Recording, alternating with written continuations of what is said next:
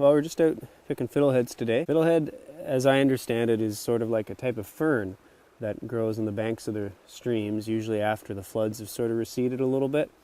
And I think they're kind of unique to this eastern Canada area.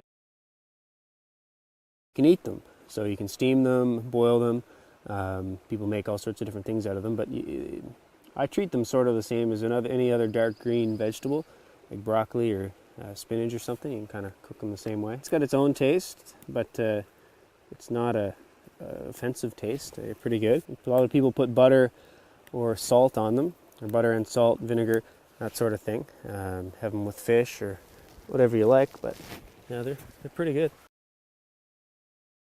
So first thing I would say is I'm no expert, so if you're going to pick fiddleheads, you probably should make sure you're with someone who knows for sure.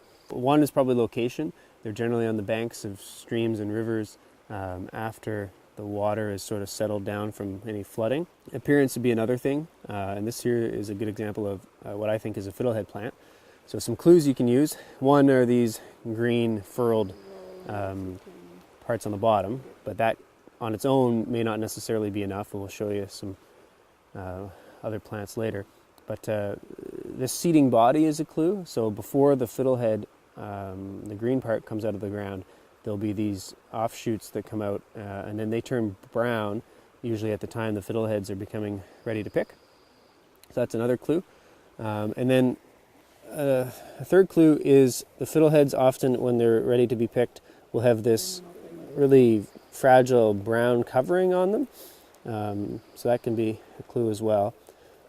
And then if you pick one, comparing to some other plants, the fiddleheads, they're smooth, and they don't, on the stem, they don't have any offshoots. Those are some things I use to tell if it's a fiddlehead or not. Like I was saying earlier, there's other plants or ferns that live in the same area as fiddleheads that are not fiddleheads. So one example are these ones, which is quite an obvious difference. It's covered in kind of a white, hairy substance. So those are not fiddleheads. I don't know what they are. I don't pick them. This is another type of plant that is not a fiddlehead as far as I know. Again, I think it's quite different. It's a smaller diameter. And then, like I was saying, there's these little black pieces on the side that a fiddlehead doesn't seem to have. So that's another example of one you should not pick. Well, one thing to think about, I'm not sure if this is true or not, but I have heard people say you shouldn't pick every fiddlehead from a plant, leave a few or leave half.